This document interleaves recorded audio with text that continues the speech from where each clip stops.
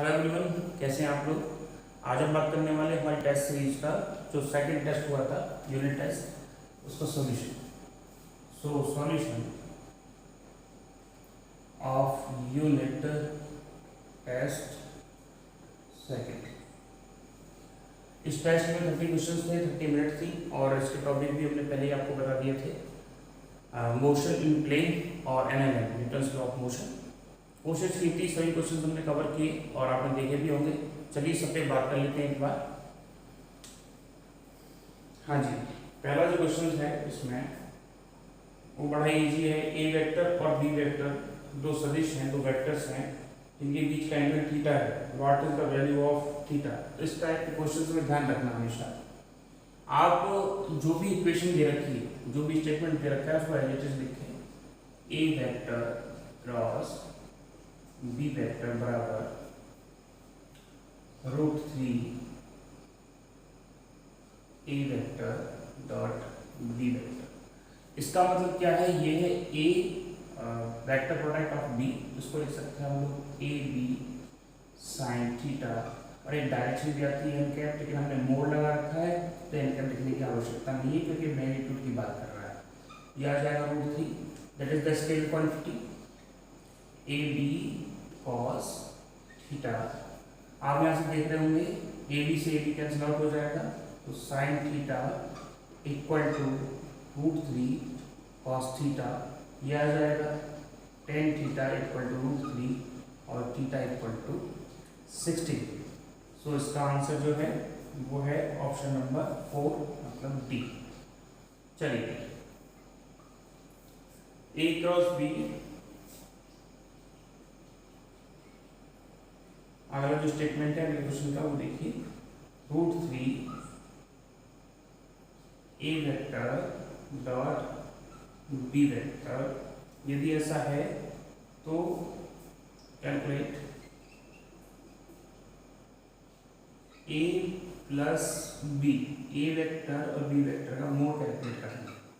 तो ध्यान रखना, ए प्लस बी का मोड कैलकुलेट करने का फॉर्मूला जो होता है हमारे पास वो होता है A square plus B square 2ab cos theta. अब प्रॉब्लम ये है कि हमारे पास थीटा नहीं है, तो ऑप्शंस में देखने को मिल रहा है कि थीटा का वैल्यू उसने रखा है कुछ ना कुछ।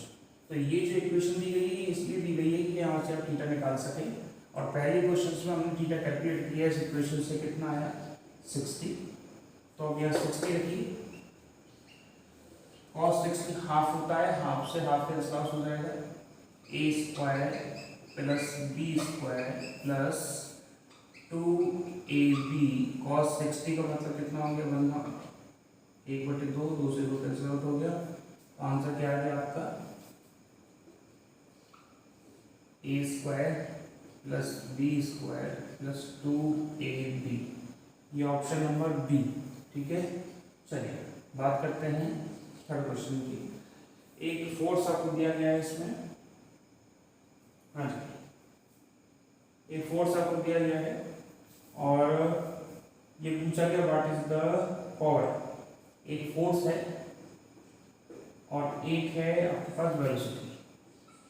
तो फोर्स और वेलोसिटी से आपसे पावर पूछी गई है, और पावर कैसे निकालेंगे। सर हमने तो पढ़ा है P बराबर W/T, मतलब वर्क अपॉन टाइम, यही पढ़ा होता है। कार्य करने की दर या कार्य करने की क्षमता क्या की शक्ति, पावर। अब W/T, W क्या पढ़ा है, वो होता है सर जी force dot displacement upon time. आपको कही है वर्क हो गया फोर्स इनटू डिस्प्लेसमेंट, ये हो गया टाइम। डिस्प्लेसमेंट अपॉन टाइम क्या होता है, वेलोसिटी। तो P बराबर F.b भी तो लिख सकते हैं। तो ये फॉर्मूला अप्लाई करना है हमको। क्या दे रखा है उसने, एक फोर्स दे रखा है, एक वेलोसिटी दे रखी है, तो दोनों का स्केलर प्रोडक्ट तो करना है।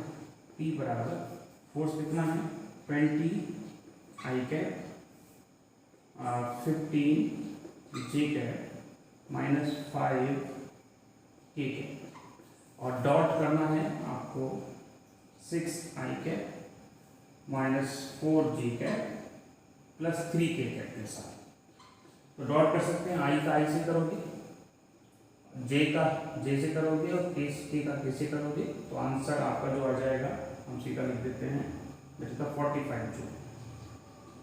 26 चलो कर देते हैं 26 120 प्लस 15 ये आ जाएगा माइनस में -60 और 3 × 5 -15 that is 60 - 15 45 joule upon second कर लीजिए या वाट कर लीजिए, क्या आंसर दे रखा है जूल अपॉन सेकेंड दे रखा है तो आपका आंसर आ जाएगा 8। चलिए अगले क्वेश्चन की बात करते हैं। यह है 4। इसमें कहा गया है कि आपको एक डब्ल्यू दिया है मतलब ओमेगा और ये है एंगुलर वेलोसिटी या एंगुलर फ्रीक्वेंसी। ठीक है, एक आपको दिए पोजीशन वेक्टर आर वेक्टर और आपसे पूछा है what is the linear velocity. ध्यान रखना जब हम एंगुलर से लीनियर में जाते हैं मतलब यदि हमको एंगुलर इंफॉर्मेशन दे रखी है और हमको लीनियर इंफॉर्मेशन में जाना है तो आर बार मल्टीप्लाई करते हैं। ठीक है, चलिए जैसे आप देखते होंगे x बराबर आर थीटा, इसका मतलब क्या होता है, इसका मतलब होता है कि एंगुलर एक्सेलरेशन दे रखा है, एंगुलर डिस्प्लेसमेंट दे रखा है, आपको लीनियर चाहिए तो आर का मल्टीप्लाई कर लीजिए। हाँ जी, अगला कौन सा होता है, लीनियर में क्या होती है वेलोसिटी v और एंगुलर में गुणन में क्या होती है ओमेगा, तो मल्टीप्लाई किससे कर देंगे आर का।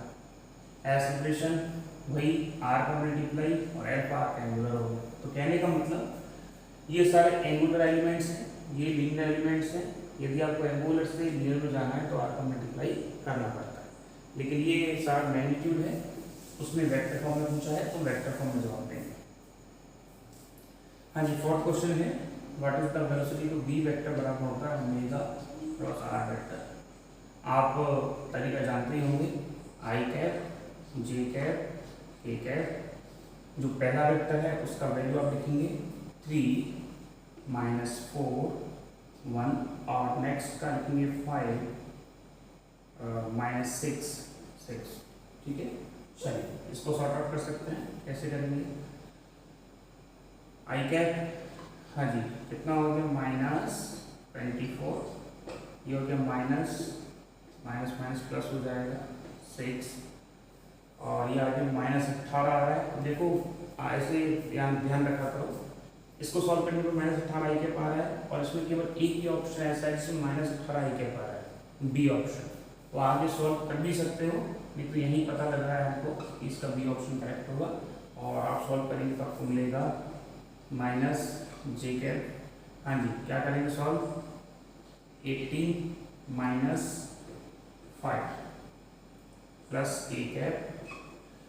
हाँ जी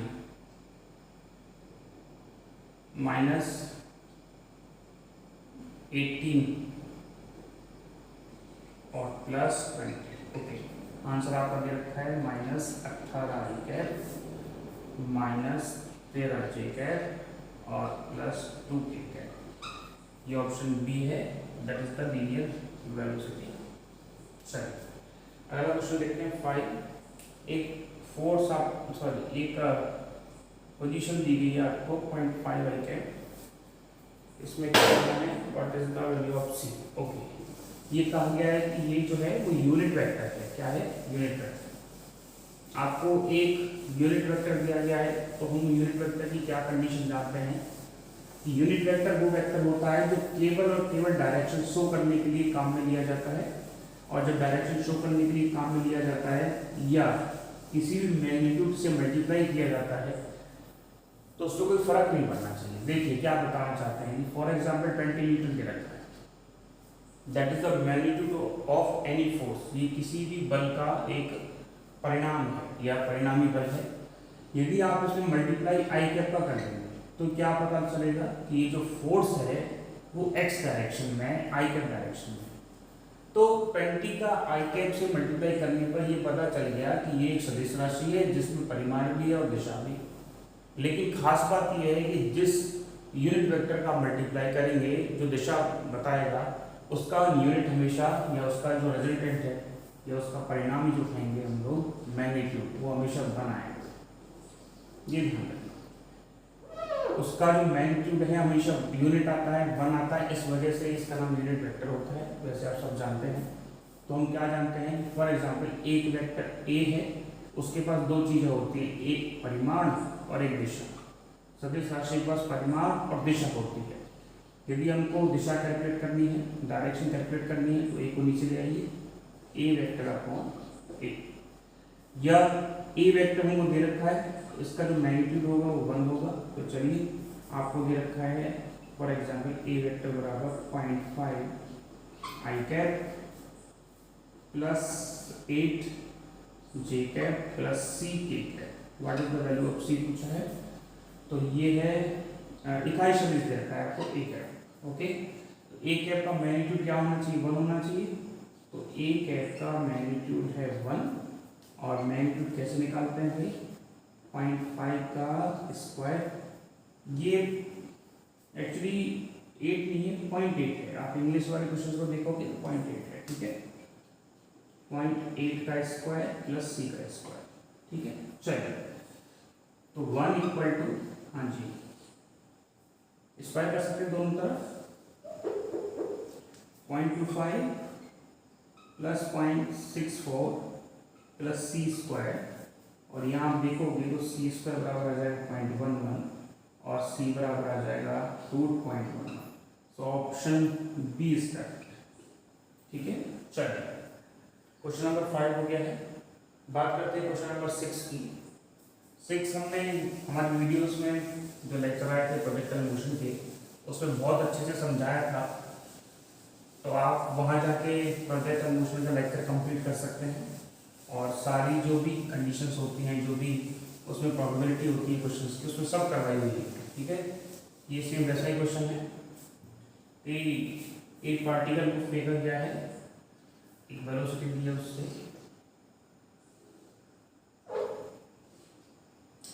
दैट इज द u। हम जानते हैं यदि किसी एंगल थीटा से फेंका गया है तो नीचे वाली डायरेक्शन कौन सी होगी, u cos थीटा, जिसको कहेंगे हॉरिजॉन्टल वेलोसिटी, क्षैतिज वेग, और यहाँ आएगा u sin थीटा, ये हो जाएगा ऊर्ध्वाधर वेग, मतलब वर्टिकल वेलोसिटी। हम टोटल वेलोसिटी को लिख सकते हैं u बराबर ux आई कैप प्लस uy j। हम क्या देखते हैं कि हाईएस्ट पॉइंट पे जाएंगे आप लोग, तो यहाँ पे केवल जो वैल्यू होती है वो ux की होती है, uy हो जाता है 0, यानी कि मतलब फाइनल वेलोसिटी हो जाती है इसकी 0, और यहाँ जो केवल वेलोसिटी रहती है हाईएस्ट पॉइंट पे वो रहती है हॉरिजॉन्टल वेलोसिटी। हॉरिजॉन्टल वेलोसिटी पूरी मोशन में, कंप्लीट मोशन में चेंज नहीं होती, वो ux ही रहती है। कल हमने आपको वीडियो सॉल्यूशन में बताया था कि सिमेट्री ऑफ मोशन क्या होता है, कि जिस वेलोसिटी से पार्टिकल को ऊपर फेंका गया है उसी वेलोसिटी से वो नीचे आके टकराता है। तो कहने का मतलब यदि ऊपर की तरफ पार्टिकल को uy वेलोसिटी से फेंका गया है तो नीचे की तरफ पार्टिकल जो है वो uy वेलोसिटी से ही आएगा। इसका मतलब दोनों का मैग्नीट्यूड जो बराबर होगा uy और uy की डायरेक्शन इसकी अप है तो उसकी डाउन होगी। तो कहने का मतलब ये यदि इसको इनिशियल मान लें या इसको एक पॉइंट मान लें, इसको बी मान लें, तो ए पॉइंट पर वेलोसिटी क्या है ux आई कैप uy j कैप, तो बी पॉइंट पर वेलोसिटी क्या होगी सर, ux में कोई बदलाव नहीं होगा, और uy क्या हो जाएगी, उल्टी हो जाएगी, कैपिटल j कैप। तो हमारा जो क्वेश्चन है बड़ा इजी है। उसने कहा है कि u ए पॉइंट पे जो वेलोसिटी है वो है 2i cap plus 3j cap, ये है वेलोसिटी। उसने पूछा है कि बी पॉइंट पे वेलोसिटी बताइए, तो बड़ा साधारण सा जवाब है सर, एक्स डायरेक्शन वाली वेलोसिटी चेंज नहीं होगी, ये माइनस में हो जाएगी, तो ऑप्शन बी इसका है, ठीक। चलिए अगले क्वेश्चन की बात करते हैं। एक projectile is fired eight angle 45 degree, ठीक है। एक प्रक्षेपक को 36 से 45 डिग्री पर प्रक्षेपित किया गया है। तो बताइए, ओके, ये पूछ रहा है कि प्रक्षेप बिंदु से देखने से प्रक्षेप के उच्चतम बिंदु पर स्पंदन क्या होगा। हाँ जी, क्वेश्चन पेपर भी पढ़ते रहें, ज़्यादा बेटर होगा। हाँ जी, क्वेश्चन पेपर जो है वो आप हमारे एप्लीकेशन पे पर ही कई बार देख सकते हैं, ध्यान रखना।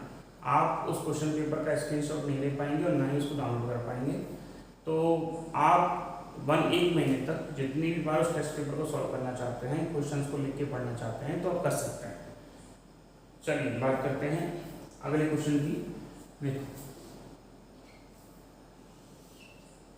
एक प्रोजेक्टाइल मोशन है जिसमें ये कह रहा है कि जहां से प्रोजेक्टाइल को छोड़ा गया दैट इज द 45 डिग्री और हाईएस्ट पॉइंट के बीच में उन्नयन कोण पूछ रहा है, यहाँ से यहाँ, और ये कितना होता है, ये तो एच होता है, ये पूछ रहा है वाला एंगल ये कितना होगा।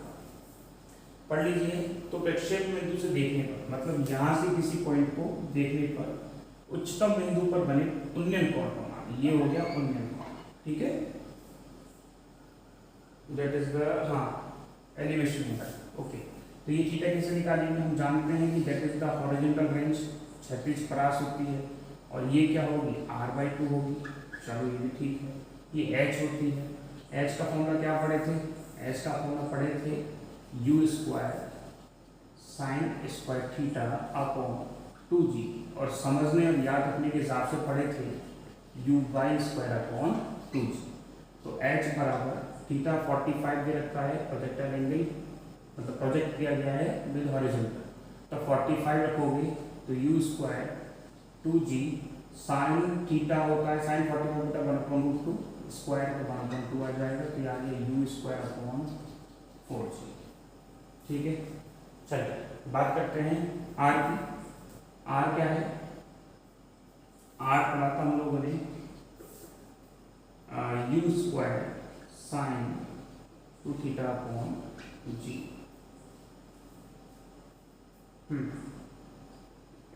चलिए, और ये r/2 चाहिए तो इसको आगे कर लेंगे, u², ओके, साइन 2 थीटा 45 × 2 90 हो जाएगा, ये 1 हो जाएगी value, that is 2g।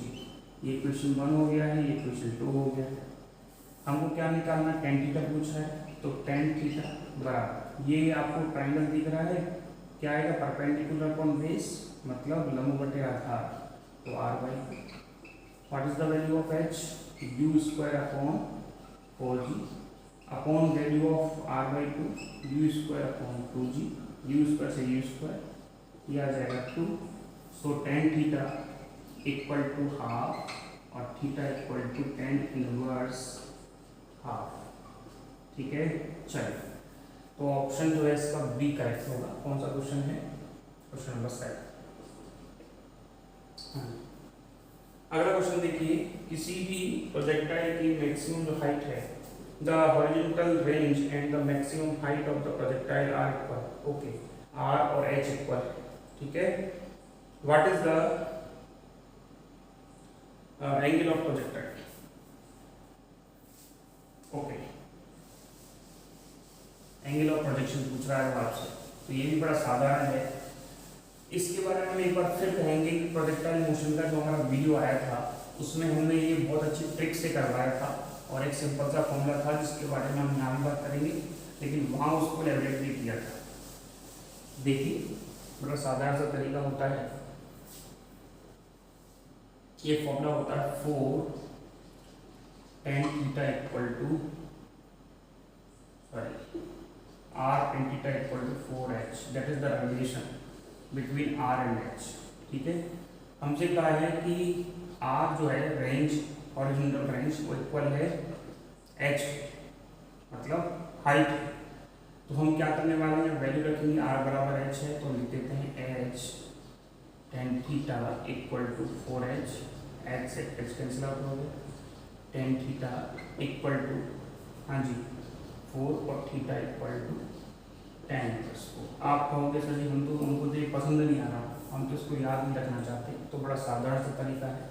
What is the value of r, यदि यहाँ से आप 2 कैंसिल हटा देंगे तो ये r का वैल्यू हो जाएगा, तो यहाँ r का वैल्यू लिखें।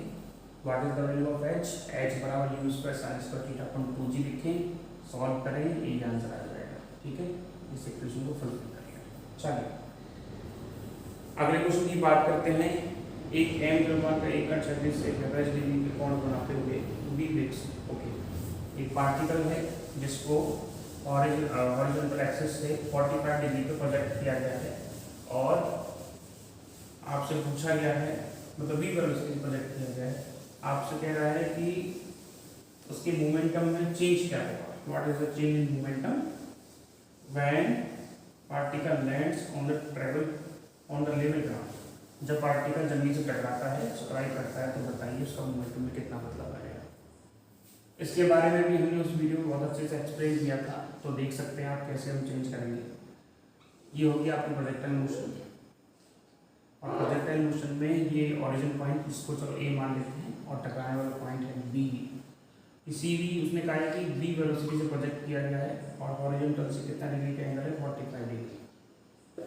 तो जाहिर सी बात है, जो यू एक्स आएगा वो यू कॉस थीटा आएगा, और ये आ जाएगा यू कॉस थीटा, कॉस 45, या कहें तो you upon root 2।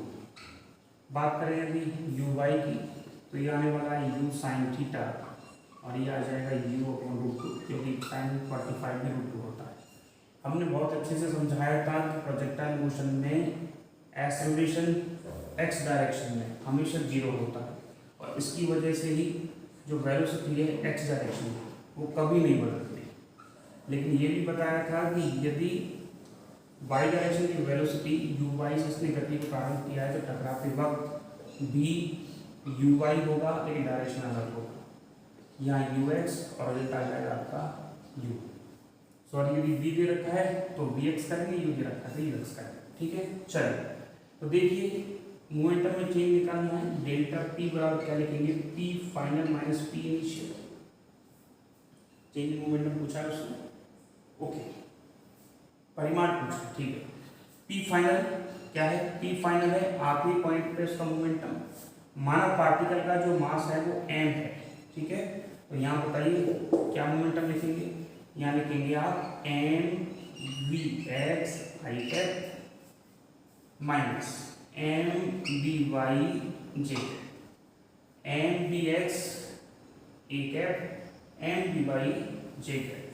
P initial क्या है, ये M B X I cap, और ऊपर की तरफ क्या है M B Y J cap. हमने ये कहा था केवल माइनस का अंतर यहाँ शो होता है, तो आप इन दोनों का अंतर निकालोगे तो पता चलेगा कि एम बी एक्स से एम बी एक्स कट जाएगा। चलो यहाँ निकाल देते हैं, डेल्टा पी बराबर, हाँ जी ये कैंसिल आउट हो गए, आपके पास आंसर आ गया -2 आ जाएगा, 2 M B Y J cap. उसने मैग्नीट्यूड पूछा है, तो आप भी उसका मैग्नीट्यूड कैलकुलेट करोगे, that is 2 M B Y, और बी वाई का वैल्यू कितना दे रखा है उसने, यू अपॉन रूट 2, या according to question B upon root 2। तो क्या लिख देंगे देखिए जरा, 2 एम बी अपॉन रूट 2 क्या आ जाएगा, 2 एम बी, और इसको रूट 2 लिख सकते हैं। तो आपका जो ऑप्शन है वो है ऑप्शन नंबर सी, थर्ड। थोड़ा कॉम्प्लिकेटेड हो गया है, या कहें तो ये कहें ये यू वाई है, ये यू एक्स है, मतलब ऊपर की तरफ यू वाई है, नीचे की तरफ यू एक्स है। यू एक्स नहीं बदलेगा, यू वाई का केवल डायरेक्शन बदलेगा, इस वजह से मोमेंटम चेंज होगा, और वो वाई डायरेक्शन की वजह से होगा। आपका रिजल्ट क्या है। चलिए अगले क्वेश्चन की बात करते हैं। अगला क्वेश्चन भी इजी है, ये सर्कुलर मोशन से है। ये क्या कहता है कि एक छोटे धागे से बांधकर किसी पार्टिकल को वर्टिकल सर्कुलर पाथ में मूव करवाया जाता है, तो यदि उसका एवरेज स्पीड बढ़ाई जाए तो वो पॉइंट बताइए जहाँ पर ये जो गोला है, ये जो पॉइंट है, जो पार्टिकल है वो टूट जाएगा, है ना, धागा टूट जाएगा। तो आपने इसका आंसर किया होगा, इसका आंसर है पॉइंट बी पर ऐसा क्यों है वो भी हम देख लेते हैं। जब भी आपने वर्टिकल मोशन पढ़ी होगी तो आपको पता होगा। हाँ जी, वर्टिकल मोशन क्या कहती है हम आपको बता दें। वर्टिकल मोशन कहती है माना पार्टिकल किसी पॉइंट पे, यहाँ बी पॉइंट पे है, अकॉर्डिंग टू क्वेश्चन ये इसको डी पॉइंट भी रखा है, ये इसका ए पॉइंट पे रखा है, और हम यहाँ मान लेते हैं किसी पॉइंट का पोजीशन। यहाँ भी मान सकते हैं, एक बार यहाँ स्टडी करेंगे, एक बार वहाँ स्टडी करेंगे, ठीक है। यहाँ पर पार्टिकल अटका हुआ है तो नीचे क्या लगेगा जी, एम जी, ऊपर क्या लगेगा, धागे में तनाव, टेंशन, और रिजल्टेंट जो फोर्स है वो सेंट्रीफ्यूगल के ऊपर लग रहा है, that is M B square upon R. तो क्या लिखेंगे, एम बी स्क्वायर अपॉन जो आर है वो रेस्पॉन्सिबल है किसकी वजह से, टी माइनस एम जी की वजह से। बात करें इस केस की, ये तो है पॉइंट बी की कंडीशन, ये है जनरल केस जो हॉरिजॉन्टल के साथ मतलब जो वर्टिकल के साथ थीटा एंगल बनाता है। नीचे क्या लगेगा जी, एम जी, इसको थोड़ा सा और आगे बढ़ाएंगे तो ये भी थीटा होगा, यहाँ हमको मिलेगा एम जी कॉस थीटा, अंदर की तरफ टेंशन है, बाहर की तरफ वही M B square upon R, तो जनरल फॉर्मूला क्या आ गया, M B square upon R बराबर T minus M G cos theta, या एक इक्वेशन और लिख सकते हैं, वो लिख सकते हैं टी बराबर, हाँ जी, M G cos theta plus M B square upon R. ये तो थीटा पे डिपेंड कर देगा। उसने कहा है कि धागा कब टूटेगा, धागा टूटने के लिए टेंशन का मैक्सिमम होना जरूरी है, और मैक्सिमम होने के लिए थीटा कॉस थीटा का 1 होना जरूरी है। तो कॉस थीटा 1 कब होगा, जब थीटा इक्वल टू 0 डिग्री होगा, और 0 डिग्री कब होगा, जब पार्टिकल बी पॉइंट पे हो। बात आई समझ में, चलिए। तो धागा टूटने के लिए उसने कहा है कि औसत चाल को बढ़ा रहे हैं तो टेंशन बढ़ रही है, और थीटा पॉइंट पे थीटा बराबर 0 डिग्री पे मैक्सिमम टेंशन होगा, इस वजह से पार्टिकल जो है बी पॉइंट पे टूट जाएगा। वापस समझा रहे हैं, ध्यान से समझो। थीटा 90 कर दीजिए, थीटा 180 कर दीजिए। कहने का मतलब ये जो फॉर्मूला है, ये वाला फॉर्मूला, ये जनरल फॉर्मूला है। हम कह रहे हैं कि मैक्सिमम टेंशन कहाँ होगी, जब कॉस थीटा 1 होगा, 1 कहाँ होगा, जब थीटा इक्वल टू 0 होगा, और टेंशन ज़्यादा होती है धागा टूटेगा। ठीक है, सिंपल सा तरीका है। तो ऑप्शन इसका आप जो है ए कर सकते हैं, मतलब बी पॉइंट। चलिए, इस पॉइंट पे टूटेगा। ठीक है, एक क्वेश्चन है 1 मीटर लेंथ की एक स्प्रिंग है, एक पत्थर को उसको बांधा गया है और उसको हॉरिजॉन्टल सर्कुलर पाथ में मूव करवाया जा रहा है, वो भी कांस्टेंट स्पीड से। ध्यान रखा करो, क्वेश्चंस को बहुत अच्छे से पढ़ा करो, ध्यान से। ध्यान रखना, हम सब के एग्जाम कुछ ऐसे हो गए हैं, बहुत अच्छी बातें हमारे सर कहते थे कि आज की सिचुएशन में नौकरी लगना इजी है, ऐसा उनका कहना था।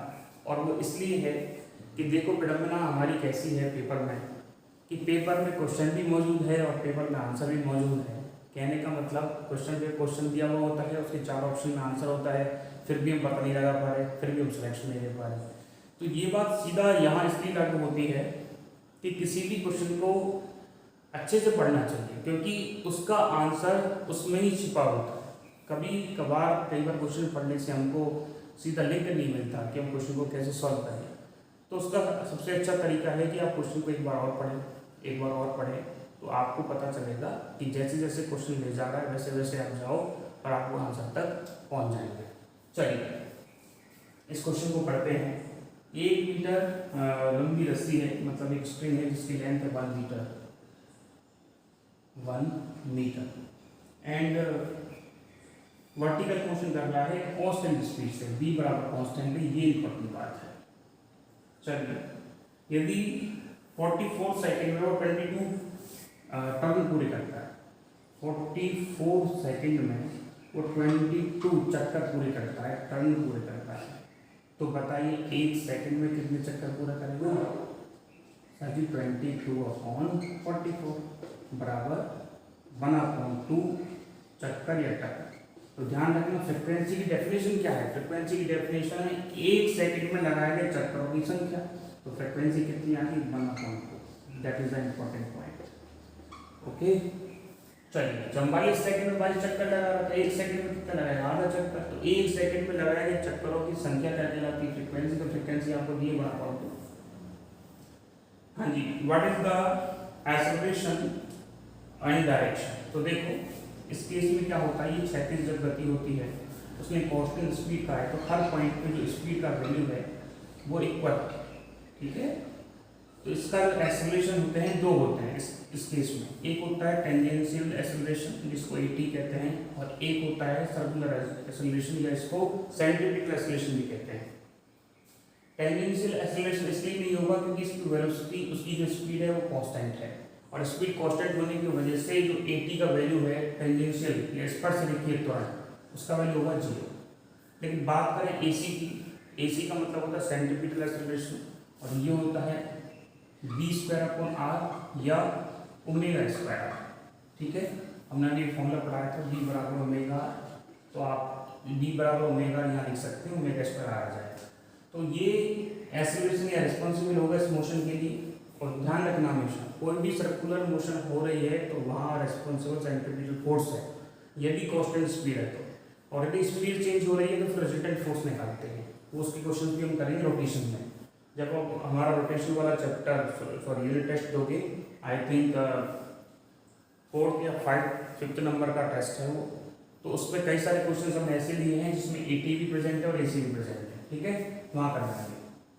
हाँ जी, क्या निकालना है एक्सेलरेशन, तो AC बराबर omega square R, what is the value of omega, omega equal to होता है 2 पाई एफ, तो यहाँ वैल्यू रख दीजिए 2 पाई एफ का होल स्क्वायर आर, ये आ जाएगा 4 pi square F square R. हाँ जी, 4 pi square, what is the value of F, half है तो 1/4 into R, R equal to कितना दे रखा है 1 मीटर, तो 4 से 4 आर हो जाएगा 1, तो आंसर आ जाएगा AC बराबर पाई स्क्वायर है, हाँ जी, radian sorry metre upon second square, क्योंकि ये लीनियर एक्सेलरेशन है। यदि वो आपसे अल्फा पूछता तो आप रेडियन अपॉन सेकंड स्क्वायर लिखते। तो ऑप्शन फर्स्ट है। हम एक रिक्वेस्ट और करेंगे कि आप एक बार इंग्लिश में भी क्वेश्चंस को देख लिया करें, क्योंकि ऑप्शन जो ए है, इसका आंसर तो ऑप्शन ए है, जिसकी दिशा हमेशा सेंटर की तरफ होती है, ठीक है, AC की तरफ, तो AC की डायरेक्शन सेंटर की तरफ होती है, तो ऑप्शन ए है pi meter upon second square and direction along the radius toward the center, ठीक है, इसकी डायरेक्शन रेडियस की और केंद्र की तरफ होती है। चलिए अगला क्वेश्चन करते हैं 12। ये क्या कहता है साहब, ये कहता है कि एक कार है, ओके, 100 मीटर रेडियस का एक पाथ है, एक पथ है, जिसपे कांस्टेंट स्पीड से वो मूव कर रही है, ओके, मतलब आपको आर दे रखा है और भी कांस्टेंट दे रखा है। चलिए प्रत्येक चक्कर का औसत वेग और औसत चाल बताइए। यदि एक चक्कर को वो 62.8 सेकंड में कवर करता है। देखो कैसे करेंगे, उसने दे रखा है कि सर्कुलर पाथ का रेडियस है वो है 100 मीटर। बात करें यदि प्रत्येक चक्कर मतलब हर एक जो टर्न है, टाइम पीरियड दे रखा है, कहने का मतलब एक कंप्लीट चक्कर को करने में लगा जो टाइम है वो दे रखा है 62.8 सेकेंड, ठीक है। प्रत्येक चक्कर का औसत वेग और औसत चाल, तो देखो पार्टिकल फॉर एग्जांपल यहाँ से चला और यहाँ से चल के यहाँ वापस आ गया ए पॉइंट पे, तो ए से चला और ए पे वापस आ गया, तभी तो कंप्लीट टर्न होगा, कंप्लीट चक्कर होगा। और हमारा वेलोसिटी क्या कहता है, एवरेज है, तो क्या लिखेंगे टोटल डिस्प्लेसमेंट, मतलब टोटल विस्थापन बटे टोटल टाइम। वैसे इस क्वेश्चन सबका सही होगा। ए पॉइंट से चला, ए पॉइंट वापस आ गया तो डिस्प्लेसमेंट तो हो गया 0, तो वेलोसिटी कितनी हो गई 0। एक ऑप्शन तो आपका ही आ गया। इसका मतलब ऑप्शन ए सही है या ऑप्शन डी सही है, दो ऑप्शन तो कैंसिल आउट हो गए। बात करते हैं एवरेज स्पीड की, स्पीड वेक्टर नहीं लगाएंगे, क्या कहेगा टोटल डिस्टेंस, ए से चल के वापस यहाँ तक आ गया, यदि इसकी रेडियस स्मॉल आर है तो क्या लिखोगे 2 पाई आर कवर किया है उसने डिस्टेंस को, और टाइम कितना लगा 62.8। चलिए 2 पाई का मतलब क्या होता है 6.28 इंटू आर 62.8, बी एवरेज बराबर कितना है, ये आ जाएगा आर बराबर कितना दे रखा है 100 मीटर, तो आप यहाँ पे 100 लिख सकते हैं। हाँ जी कैंसिल आउट कीजिए, ये 10 और ये आ गया 10 मीटर कौन सा है, तो ऑप्शन फर्स्ट आ गया 0 और 10। अगला क्वेश्चन देखते हैं, ये प्रोजेक्टाइल मोशन से है, एक गोली की अधिकतम प्रयास 16 मीटर है, मतलब उसका जो मैक्सिमम रेंज है वो 16 मीटर है, and the what is the velocity of bullet. Easy है क्वेश्चन, आप देखिए क्या कहता है। हमने आपको बताया था प्रोजेक्टाइल मोशन में कि रेंज का फॉर्मूला भी बताया था, और मैक्सिमम रेंज का फॉर्मूला आई थिंक आज की वीडियो में तो नहीं बताया, पहले बताया हुआ है, ठीक है। तो उससे सवाल होने वाला सीधा सा तरीका है। हमने पहले ही कहा था क्वेश्चन को अच्छे से पढ़ो, सोच समझ के पढ़ो, that is the very essential condition to qualify exam. Exam को क्वालिफाई करने के लिए सबसे इम्पोर्टेंट जो पॉइंट है वो ये है कि क्वेश्चन पेपर के क्वेश्चंस को अच्छे से पढ़ना है। आउट ऑफ सिलेक्शन तो वहाँ क्लियर होता है, ठीक है। टेस्ट सीरीज आप दे रहे हो तो टेस्ट देने से पहले हेजिटेशन होता होगा। कई सारे स्टूडेंट्स हमने देखे हैं, क्योंकि हम सबका टाइमिंग देखते हैं जो बच्चे टेस्ट देते हैं, तो टाइमिंग में पता चलता है कई बच्चे 3 मिनट में भी टेस्ट को छोड़ देते हैं, 4 मिनट में टेस्ट को छोड़ देते हैं। तो कहने का सीधा सा मतलब है, यदि आज उनका एजुकेशन हो रही है टेस्ट से, आज उनको थोड़ा सा ऐसा लग रहा है कि कितने मार्क्स आएंगे पता नहीं, एक बार और प्रिपरेशन कर लेता हूँ, तो ध्यान रखना जो आज हो रहा है वो मेन एग्जाम में होने वाला है। और टेस्ट सीरीज का एक ही पर्पज़ है कि मेन एग्जाम में जो प्रॉब्लम्स होने वाली हैं, जो गलतियाँ होने वाली हैं, वो हम पहले ही कर लें। जैसे हिंदी इंग्लिश की प्रॉब्लम, हम कई बार हिंदी में क्वेश्चन को नहीं समझ पा रहे हैं तो इंग्लिश में लिख लीजिए। एक गलत ऑप्शन भरने की प्रॉब्लम भी हो सकती है। तो कई सारी प्रॉब्लम जो हैं ऐसी हैं कि हम मेहनत करके टेस्ट सीरीज लेकर सॉर्ट आउट कर सकते हैं। यदि आप टेस्ट सीरीज ज्वाइन नहीं करना चाहते हैं तो क्वेश्चन प्रैक्टिस करें, तो टाइमिंग के साथ करें, टाइमिंग में टेस्ट को पूरा करें। कहने का मतलब जिन चीज़ों से हमें, जिन चीज़ों को जो युद्ध हमको लड़ना है मेन एग्जाम में, तो पहले ही उसको लड़ लो एक बार। यदि वहाँ 145 क्वेश्चन आ रहे हैं तो हम आपको mock test, full length test 125 question कर देंगे, जिससे आप मैनेज कर पाओ सिचुएशन को, जिससे आप एक्शन ले पाओगे, किस टाइप के क्वेश्चन मुझे छोड़ने हैं, किस टाइप के करने हैं, वो सारी चीज़ें आप जज कर पाओ। पर नहीं आपका टेस्ट का जो रिजल्ट है वो इंक्रीमेंट होगा, या कहें तो आप में इम्प्रूव होगा। जैसे आप सोचेंगे कि 15 जुलाई वाले टेस्ट में जो गलती की है वो 16 वाले में ना हो, 16 वाले में जो गलती की है वो 17 वाले में ना हो। कॉन्सेप्ट वाइज गलती अलग है। कई बार हम क्वेश्चंस को पढ़ते हैं, कॉन्सेप्ट को हम जानते हैं, फिर भी अनजाने में गलती हो जाती है, तो उसको कैसे सॉर्ट आउट करेंगे। जैसे गलती बहुत बार देखने को मिलती है कि क्वेश्चन में दिया गया है कि कौन सा ऑप्शन इसमें से नहीं है, और हम हमारा टिक करके आ जाते हैं, तो वो भी एक प्रॉब्लम है। ये छोटी छोटी बात इसलिए कर रहे हैं क्योंकि मेहनत तो हम बहुत दिनों से कर रहे हैं इस एग्ज़ाम की, और ये नौकरी का एग्ज़ाम है। नेट का या गेट का एग्ज़ाम होता तो हर 6 महीने में 1 साल में दोबारा लग जाएगा, लेकिन जॉब का है, इसमें रिस्क लेना ठीक नहीं है। कोई भी गलती आपका जॉब छीन सकती है, तो बेटर ये है कि 0% एरर के साथ आप काम करें और आप पहले ही वो सभी गलतियां कर लें जो आप मेन एग्जाम में करने वाले हैं। Thank you. आप अगला क्वेश्चन देखते हैं। आपको और सब्जेक्ट ज्ञान बहुत देते हैं, ऐसा नहीं है भाई, नौकरी का मामला है भाई। 2000 बात करें, ध्यान से सुनना। RPSC 2015 वैकेंसी आई थी, जिसका एग्ज़ाम आई थिंक जुलाई 2016 में हुआ था, और डेट आप एग्जैक्ट डेट जानना चाहते हैं तो 17 जुलाई 2016 का पेपर हुआ था। उसके 4 साल बाद फिर पेपर हुआ था 8 जनवरी, हम फिजिक्स की बात कर रहे हैं, 2020। बताइए, यदि किसी भी वजह से 2016 का पेपर मिस हो गया तो 4 साल का इंतज़ार करोगे, फिर मौका मिलेगा।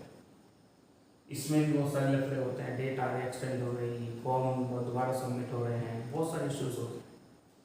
2016 में जो किसी व्यक्ति की या किसी स्टूडेंट की जो सिचुएशन थी, जो इन्वायरमेंट था, तो क्या गारंटी है कि 2020 में वही रहेगा? और एज भी कितना बढ़ जाएगा ना, तो बहुत सारी प्रॉब्लम हो जाती है। तो इसलिए आप गलती ना करें, बिल्कुल 0 एरर, कहने का मतलब विदाउट एनी रिस्क काम करें, ठीक है। चलिए बात करते हैं आगे की। कौन सा क्वेश्चन हो गया भाई?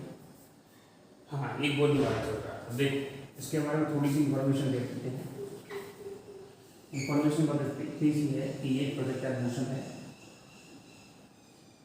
जिसमें किसी पार्टिकल यू वेलोसिटी से फेंका जाता है तो रेंज कवर की जाती है r बराबर u square sine 2 theta g और p लग जाती है, यदि एंगल थीटा है तो उसने कहा है कि अधिकतम परास। तो ध्यान रखना, अधिकतम परास का मतलब होता है साइन 2 थीटा का वैल्यू 1 का होना,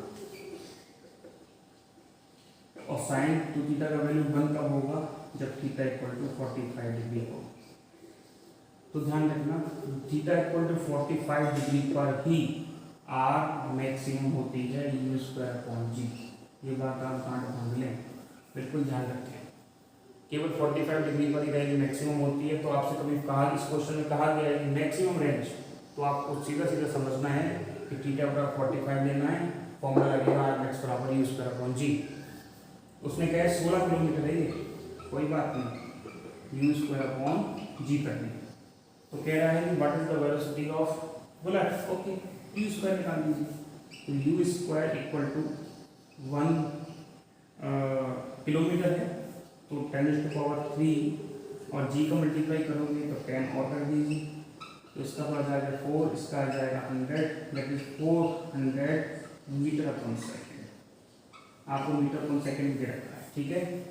16 किलोमीटर है तो 1 किलोमीटर बराबर 1000 मीटर, 10 का मल्टीप्लाई कर देंगे तो आंसर आएगा 4000 मीटर अपॉन सेकेंड। ऑप्शन है इसका सी। चलिए क्वेश्चन नंबर है ये 30। बात करते हैं क्वेश्चन नंबर 14 की। एक पार्टिकल इस पे चार्ज से वृत्तीय गति कर रहा है, तो बताइए कि ये मोशन पीरियोडिक है, एसएचएम है, दोनों है, दोनों नहीं है। तो साधारण सा तरीका होता है, कोई भी मोशन पीरियोडिक होने का मतलब है कि कोई भी पार्टिकल अपनी मोशन को बार बार किसी टाइम इंटरवल में रिपीट कर रहा है, मतलब किसी समय अंतराल पर अपनी गति को बार बार दोहरा रहा है, तो वो कौन सी होगी, पीरियोडिक। जैसे एक पार्टिकल यहाँ से चला, लौट के वापस आ गया, यहाँ थोड़ा अच्छा नहीं बनाए, वापस बनाते हैं।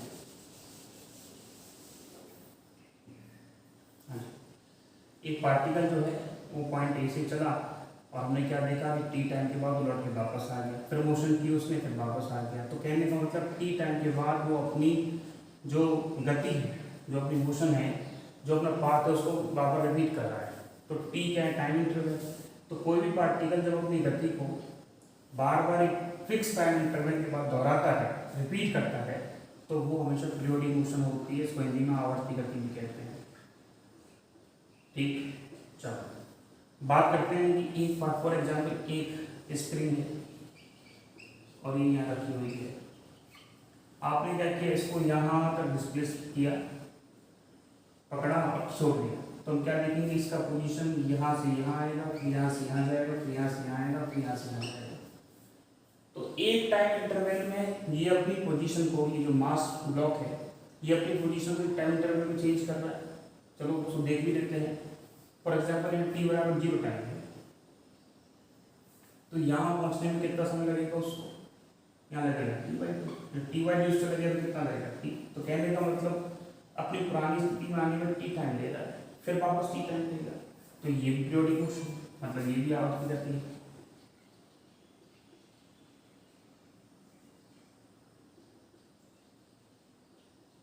ये भी आवर्ती गति है। तो उसने कहा है कि यदि पार्टिकल सर्कुलर पाथ में चक्कर लगा रहा है, क्वेश्चन को एकदम एग्जैक्ट पढ़ लेते हैं। ये कह रहा है कि हाँ, क्वेश्चन कह रहा है कि एक कण की स्थिति चार्ज से वृत्तीय गति, एक पार्टिकल की कांस्टेंट स्पीड से वृत्तीय गति हो रही है, इसका मतलब ये आवर्ती गति है। सर ये भी तो आवर्ती गति है। तो ऑप्शन पहला कह रहा है कि ये आवर्ती गति तो है, लेकिन एसएचएम नहीं है। अब ये सिंपल हार्मोनिक मोशन क्या होता है, एसएचएम वो मोशन होती है जो एक पॉइंट के आसपास इधर उधर होती है, या इर्द गिर्द मोशन होती है। जैसे ये कोई x बराबर 0 है, तो मोशन x बराबर +1 से -1 की तरफ, फिर +1 से फिर -1 की तरफ। कहने का मतलब एक पॉइंट के दोनों तरफ मोशन यदि है तो वह एसएचएम है, और यदि इस तरह की मोशन है तो वो पीरियोडिक है, और ये भी पीरियोडिक है। तो देखिए ये हम पॉइंट मान लेते हैं, इक्विलिब्रियम पॉइंट x बराबर 0 मान लेते हैं। तो x बराबर 0 से वो यहाँ जाएगा, फिर वो यहाँ आएगा, फिर वो यहाँ जाएगा, फिर वो यहाँ आएगा। तो एक पॉइंट के आसपास इधर उधर मोशन हो रही है तो एसएचएम होगी। और पीरियोडिक इसलिए होगी क्योंकि फिक्स टाइम इंटरवल के बाद अपनी पोजीशन को रिपीट कर रही है, तो पीरियोडिक भी होगी। तो ये वाली जो मोशन है स्प्रिंग की, वो दोनों है, एसएचएम भी है और पीरियोडिक भी है। लेकिन ये जो मोशन है सर्कुलर पाथ वाली, ये केवल और केवल आवर्ती गति है, पीरियोडिक मोशन है, एसएचएम नहीं है। एसएचएम इसलिए नहीं है क्योंकि ये एक पॉइंट के इधर उधर मोशन नहीं हो रही है। आप यहाँ से देखोगे पार्टिकल दूर चला जाएगा, फिर वापस पास आएगा। तो कहने का मतलब ये केवल पीरियोडिक मोशन होगी, एसएचएम नहीं होगी। चलिए एक और रिपीट करें। एसएचएम की कंडीशन है कि एक पॉइंट के इधर उधर मोशन होनी चाहिए, ये एसएचएम की कंडीशन है। पीरियोडिक की कंडीशन है कि अपनी मोशन को किसी फिक्स टाइम इंटरवल के बाद दोहराना चाहिए। तो ये भी दोहरा रहा है, अपनी मोशन को रिपीट कर रहा है, और ये भी कर रहा है, तो दोनों पीरियोडिक है। लेकिन ये SHM होगी, ये SHM नहीं होगी। चलिए बात करते हैं अगले की। अगला क्वेश्चन कहता है एक पार्टिकल को 36 वृत्त में कोणीय वेग 10 रेडियन पर सेकंड से घुमाया जाता है, तो उसका रेखीय वेग क्या होगा। हाँ जी, ये आप जानते हैं, बहुत अच्छे से हमको करवाने की आवश्यकता नहीं है। बी बराबर ओमेगा, तो आंसर आ जाएगा आपका 2 मीटर पर सेकंड, ऑप्शन बी। ठीक है, अगला क्वेश्चन देखिए, एक नाव को 8 किलोमीटर बराबर से नदी से पार भेजा जाता है। ओके ठीक है, एक नदी से पार भेजा जाता है, तो उसका जो परिणामी वेग है, जो परजल की नदी है और नदी BR वेलोसिटी से बह रही है, उसको 8 किलोमीटर पर आवर स्पीड से भेजा जाता है। नदी बह रही है आपकी BR वेलोसिटी से, तो रिजल्ट कह रहा है कि रिजल्ट मिल रहा है आपको 10 किलोमीटर पर आवर। तो हम सीधा गणित लगा रहे हैं, ये क्या है, कर्ण है, ये क्या है, यदि ये एंगल थीटा है तो ये परपेंडिकुलर है और ये बेस है, तो क्या लिखेंगे 10 किलोमीटर बराबर रूट, हाँ जी क्या लिखेंगे बताइए, 8 का स्क्वायर प्लस BR का स्क्वायर। चलिए स्क्वायर कर लीजिए, 100 इक्वल टू 8 का स्क्वायर BR का स्क्वायर। हाँ जी, BR का स्क्वायर बराबर 36 और BR बराबर 6 किलोमीटर पर आवर, आपका आंसर। ओके चलिए अगले क्वेश्चन की बात करते हैं। एक वस्तु का द्रव्यमान कैपिटल है, यह एक दृढ़ दीवार B वेग से अग्रम टकराती है, तो बताइए इसका इम्पल्स क्या होगा। आपसे आवेग पूछ रहा है। आवेग दो तरीके से लिखते हैं, कल आपको बताया था एक तरीका, आज बता रहे हैं दूसरा तरीका। ठीक है, देखिए आवेग को कैसे लिखते हैं। हमने बताया था कल कि फॉर्मूला होता है F बराबर dP/dt, और आप आवेग लिखना चाहते हैं तो dP बराबर F/dt लिखिए, ये हो जाएगा आपका इम्पल्स। तो ध्यान रखना, change in momentum B impulse होता है और force into time B impulse होता है। तो आपके केस में ये कह रहा है कि पार्टिकल, एक वस्तु जो है द्रव्यमान की दीवार से टकराती है, तो उसका मोमेंटम P इनिशियल माने तो क्या हो जाएगा mB, और इसी वेग से वापस आ जाती है, तो P फाइनल भी क्या हो जाएगा mB। लेकिन डायरेक्शन की बात करें, यदि इसको पॉजिटिव डायरेक्शन मान लें तो ये कौन सी होगी, नेगेटिव डायरेक्शन। तो P इनिशियल बराबर ऐसा नहीं लिख सकते, इसको x मान लीजिए, तो P इनिशियल कितना हो जाएगा, P इनिशियल हो जाएगा mB I कैप, और P फाइनल कितना हो जाएगा, P फाइनल हो जाएगा माइनस mB I कैप। ठीक है, हाँ जी, क्या पूछा है उसने आपसे, आपने पूछा है, उसने पूछा है इम्पल्स, तो P final minus P initial, P final कितना माइनस mB I कैप, और ये क्या है ये भी माइनस mB I कैप, कितना हो जाएगा माइनस 2 mB I कैप। यदि इसका मैग्नीट्यूड आपसे पूछा जाए तो लिखोगे 2mB I, आंसर आ जाएगा। ठीक है, इम्पल्स आ जाएगा इसका 2mB। कहने को पता चला कि आपको इम्पल्स में पूछा जाता है तो सीधा चेंजिंग मोमेंटम निकाल दें, तो पहले मोमेंटम इस डायरेक्शन में था mB, अब इसे हो गया है तो चेंजिंग मोमेंटम हो गया 2b। चलिए आंसर हो जाएगा 2mB, ऑप्शन है इसका C। एक बंदूक से गोली छोड़ी गई है, ठीक है, फोर्स लगा है इतना, ठीक है, बंदूक से गोली निकलती है तो गोली का बल 0 है, तो बढ़ा दें बताओ। ओके, देखो वापस इम्पल्स का क्वेश्चन आया और वैसे ही आया जैसे कल आया, कल जो क्वेश्चन करवाया था सेम वैसे ही है, जिन्होंने कल का टेस्ट दिया होगा वो ये क्वेश्चन कर चुके होंगे। ठीक है, और नहीं कर पाए हैं तो कल का बात आपको समझ ही नहीं आया। फिर कौन सा तरीका है, ये रहा, सर्दी इस बात के लिए फॉर्मूला लगेगा। यहाँ देखो क्वेश्चन में कौन सा फॉर्मूला लगाना है ये भी सीख लो। हमारे इस क्वेश्चन में 1 सेकेंड,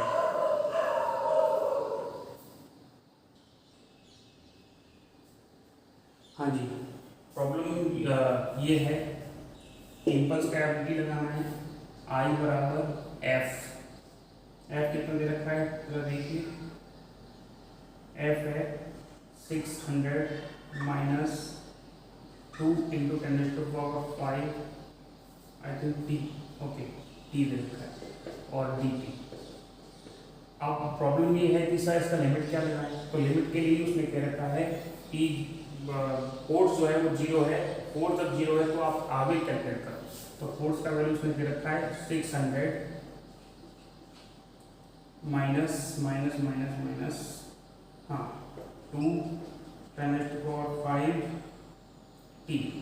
फोर्स 0 है तो 0 कर दीजिए, 600 माइनस 2 इंटू 10⁵ टी, और इधर उसको उधर लेके आएंगे तो आप लिख सकते हैं 600/2 10⁵, that is 3 into 10⁻³ second. Limit लग जाएगा 0 से 3 इंटू 10⁻³। तो आप उसको सॉल्व करेंगे, टाइम के रेस्पेक्ट में इंटीग्रेशन करेंगे और वैल्यू रखेंगे तो आपका आंसर आ जाएगा option B 0.9 newton into second, मतलब फोर्स इंटू टाइम। चलिए अगला क्वेश्चन करते हैं। एक फोर्स दे रखा है और एक एक्सेलरेशन दे रखा है, तो द्रव्यमान पूछ रहा है। साधारण सा है, F बराबर रहने लगेगा। आप कहेंगे सर ये तो वेक्टर में दे रखा है, F को हम कैसे लगाएं? चलिए उसका तरीका बता देते हैं। व्हाट इज द द्रव्यमान?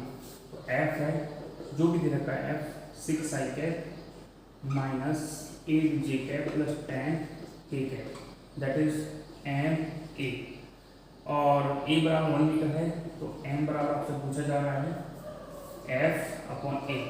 अब यदि आप वेक्टर फॉर्म में आपको दे रखा है, a आपको स्केलर दे रखा है, यदि a भी वेक्टर दे रखा होता तो बात अलग होती। इस केस में क्या करोगे, आप इसका मैग्नीट्यूड निकाल दोगे और a का डिवाइड कर दोगे। मैग्नीट्यूड कैसे निकालेंगे? 6 का स्क्वायर, 8 का स्क्वायर, 10 का स्क्वायर। आप देखेंगे ये 200 आ जाएगा अपॉन एक्सेलरेशन लेवल 1 दे रखा है तो ये 1 कर देंगे।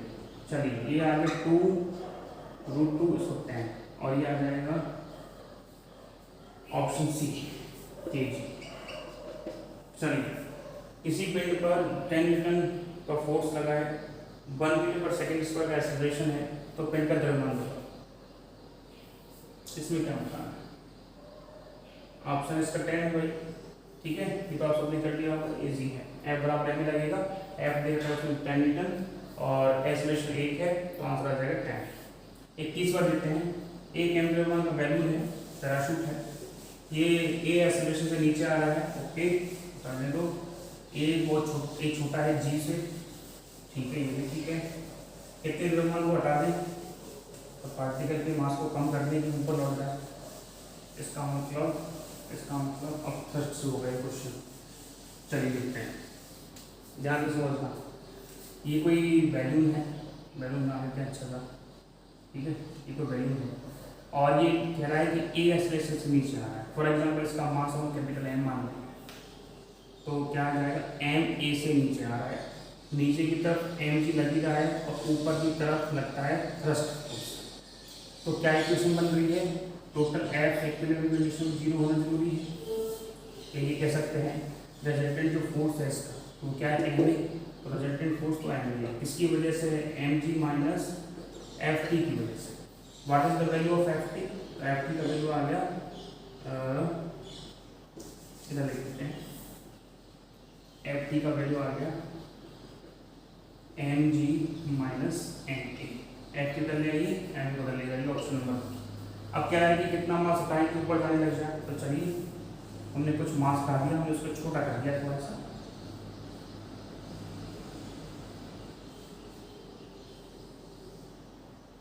छोटा नहीं बड़ा हो गया, उसकी साइज को थोड़ा सा कम कर देते हैं, हाँ ठीक है। अब क्या है कि इसका मास थोड़ा सा घटा दिया, कितना कर दी, m में से डेल्टा m रिड्यूस कर दिया, तो अब वो कहाँ जाएगा, ये उसी थोड़ा सा ऊपर जाना चाहिए, तो m फोर्स से ऊपर जाएगा। ऊपर क्या लग रहा है ft, नीचे क्या लग रहा है m, सॉरी मास चेंज हो गया ना, तो ये लिखना पड़ेगा, और यहाँ क्या लगेगा g लगेगा। तो इक्वेशन वापस लगा दीजिए वही,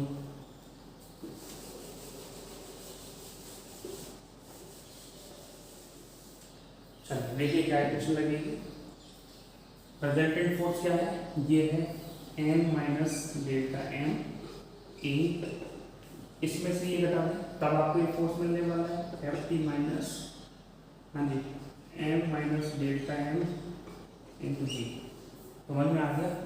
देखो ये इक्वेशन कैसे बनाते हैं, रिजल्टेंट फोर्स कहाँ है, नीचे की तरफ, मतलब बैलून आ कहाँ रहा है, नीचे की तरफ आ रहा है। mg ज्यादा होगा, ft कम होगा, तभी तो नीचे आएगा, तो mg माइनस ft कर दिया। अब ये ऊपर जा रहा है तो F minus J time resultant force हो गया। ft ज्यादा होगा, mg कम होगा, तभी तो ऊपर जाएगा। चलिए तो उसको m a delta m a ft का वैल्यू देखो क्या है, mg माइनस m माइनस, हाँ जी मल्टीप्लाई कीजिए, mg माइनस डेल्टा m, ये हो जाएगा प्लस में। क्या देखने को मिल रहा है, mg से mg कैंसिल आउट हो गया, इसको इधर ले आइए 2ma, इसको इधर ले जाइए डेल्टा m,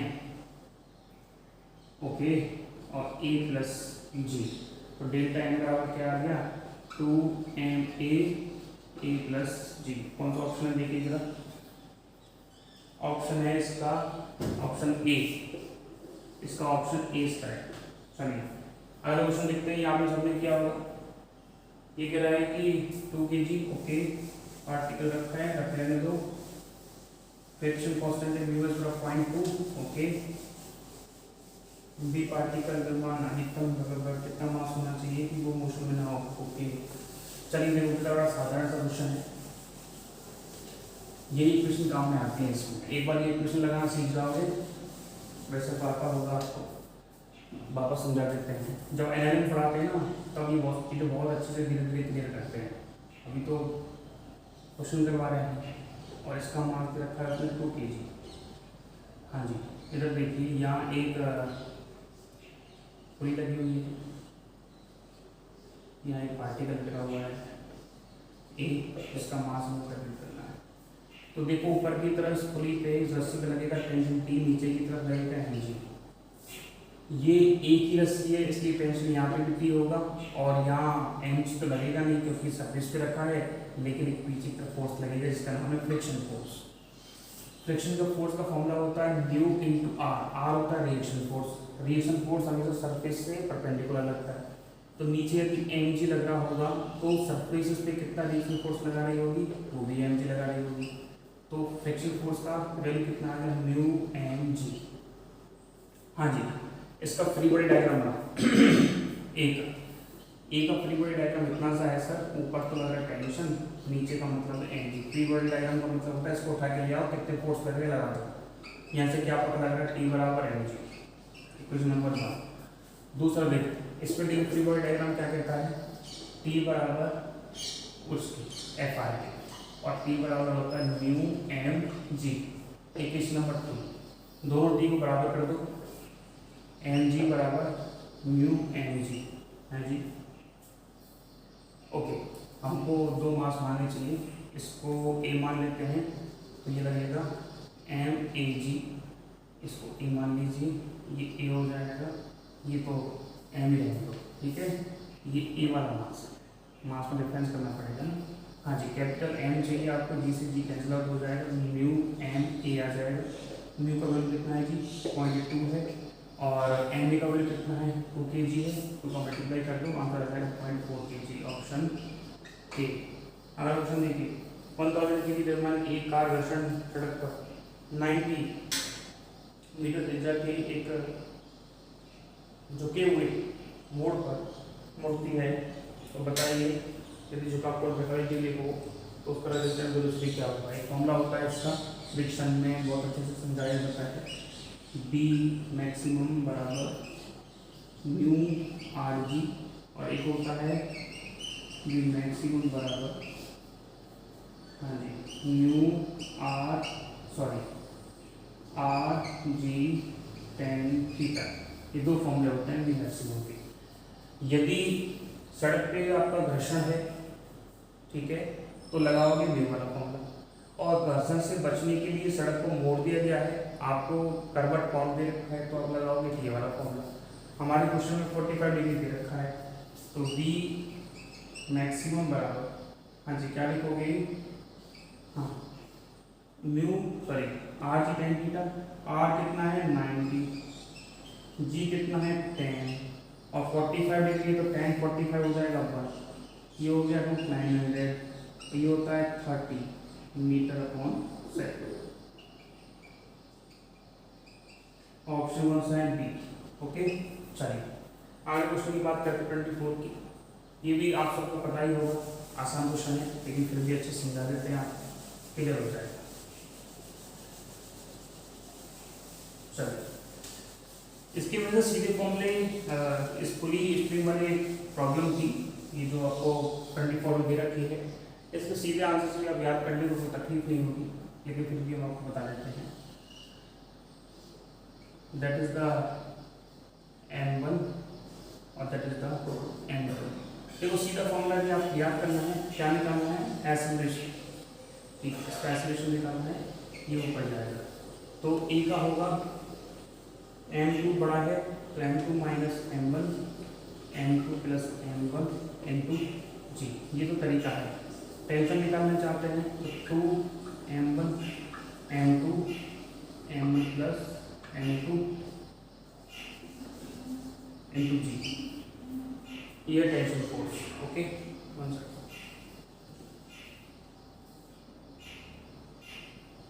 हाँ जी, ये दोनों फॉर्मूले हैं, आप चाहो तो डिवाइड भी कर सकते हो।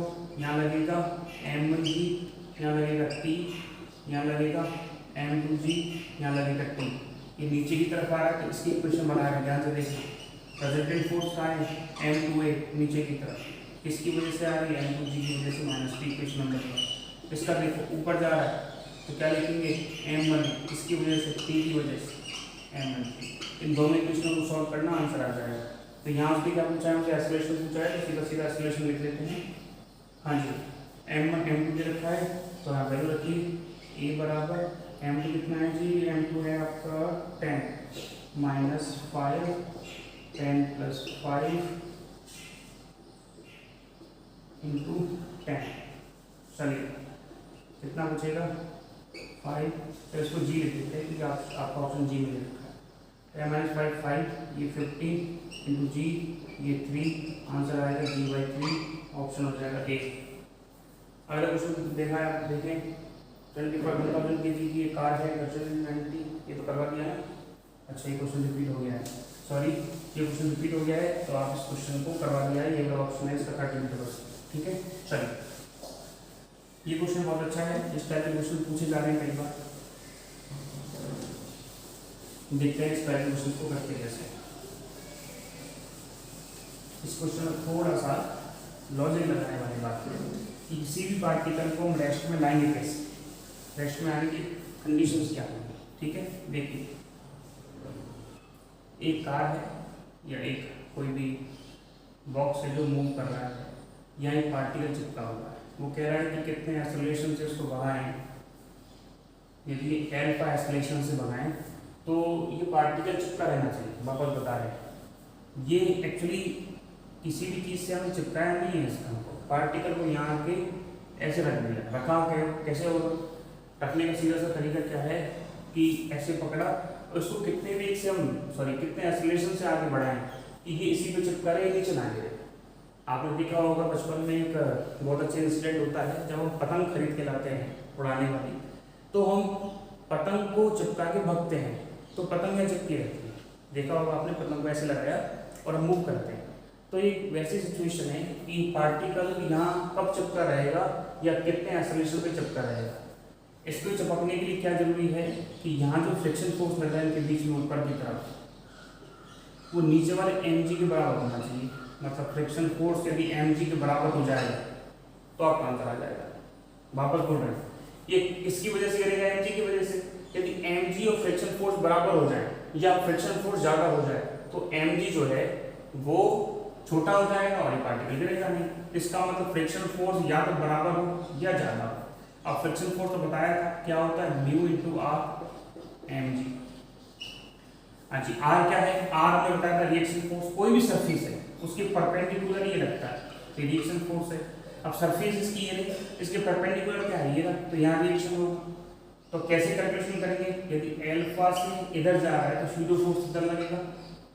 यदि इसका मास m मान ले तो m एल्फा और r बराबर किसके हो जाएगा फिर m alpha.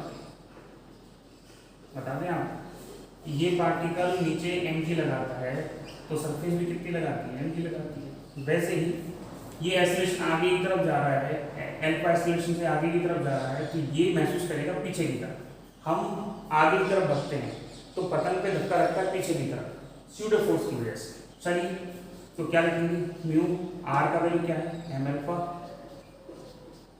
M G, M से एम कैंसिल आउट हो गया, तो alpha is greater than G upon mu. कौन सा ऑप्शन है इसका, सी। ठीक है, बड़ा इजी क्वेश्चन है। कहने का मतलब इसको यहाँ बने रहने के लिए, चिपके रहने के लिए फ्रिक्शन फोर्स और एनर्जी को बराबर करना है, और फ्रिक्शन फोर्स के लिए हमको रिएक्शन फोर्स चाहिए, और रिएक्शन फोर्स आएगा यदि आगे की तरफ मूव कर रहा है, इसको धक्का पीछे की तरफ लगता है।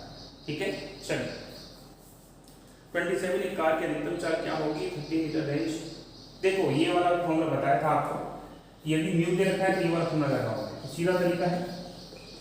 हाँ जी, क्या लगाओगे, म्यू कितना है 0.4 और आर कितना है जी, आर है 30, हाँ 30, ओके, जी 9.8 है।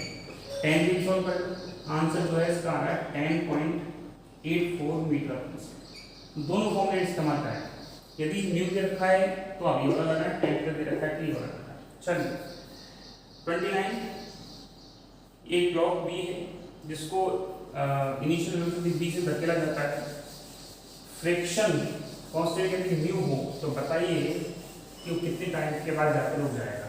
चलिए बता देते हैं भाई, कितने टाइम के बाद जाकर रुक जाएगा। देखो ये बात तय है कि रुकेगा किस फोर्स की वजह से, फ्रिक्शन फोर्स की वजह से ये रुकेगा, और फ्रिक्शन फोर्स क्या होता है, म्यू इनटू आर। म्यू तो उसने दे रखा है, आर हम देख लेंगे, यदि इसका मास हम एम जी मान लें तो एम जी इसका रिएक्शन फोर्स आ जाएगा। एक पार्टिकल है जिसका मास m मान ले, नीचे क्या लग रहा है एम जी, तो रिएक्शन क्या लगेगा r बराबर एम जी। पीछे की तरफ क्या लग रहा है फ्रिक्शन फोर्स, फ्रिक्शन क्या होता है म्यू आर होता है, r की जगह m जी लिख दिया, फ्रिक्शन फोर्स क्या है म्यू एम जी। अब यदि दोनों तरफ में m का भाग लगा दें हम तो क्या आ जाएगा एक्सीलरेशन, एक्सीलरेशन कितना आ गया म्यू जी। चलिए साहब ये क्या करेगा, इसको रोकेगा, तो देखो फॉर्मूला है इक्वेशन नंबर b बराबर u प्लस ए। इनिशियल कंडीशन में वेग कितना है v, फाइनल कंडीशन में कितना हो जाएगा g। तो इनिशियल कंडीशन में वेग कितना है v है, फाइनल में क्या हो जाएगा 0। ये इनिशियल है ये फाइनल है, क्योंकि फाइनल में पार्टिकल जाकर रुक जाएगा ना, तो रुक गया तो पार्टिकल को वेग कितना हो गया 0। स्टार्टिंग में कितना था v था, एक्सीलरेशन नेगेटिव लिखेंगे क्योंकि ये रोक रहा है, रिटार्ड कर रहा है, तो minus mu M G into T. इधर ले आइए म्यू एम जी टी बराबर v, तो टाइम कितना आ गया भाई v अपॉन म्यू जी। कौन सा ऑप्शन है इसका, ऑप्शन नंबर डी। ठीक है, चलिए हाँ जी 30 क्वेश्चन बिल्कुल ये रहा, अभी करवा चुके हैं। हाँ जी, ये कह रहा है कि पार्टिकल प्रति पथ में घूम रहा है, ये अच्छा क्वेश्चन है, इसको देख लीजिए आप एक बार। ये क्वेश्चन कैसा है देखिए, एक पार्टिकल यहाँ से चलना चालू करता है और यहाँ पहुँच जाता है, तो यहाँ चलना चालू किया तो इस पॉइंट पे, पॉइंट ए पर वेलोसिटी इस डायरेक्शन में थी, यदि इसका मास m मान लें तो मोमेंटम यहाँ था। इस पॉइंट पे देखिए तो वेलोसिटी यहाँ है, मोमेंटम यदि इसका मास m है तो मोमेंटम कहाँ होगा ऊपर की तरफ। तो देखो दोनों के बीच में कितने डिग्री का एंगल है, ये नीचे की तरफ ही है, तो आप देख होंगे 180 डिग्री का एंगल, इस वजह से 180 डिग्री का एंगल है। चलिए चेंज इन मोमेंटम देख लेते हैं हम, उसी वजह तरीका ये भी है हमारे पास।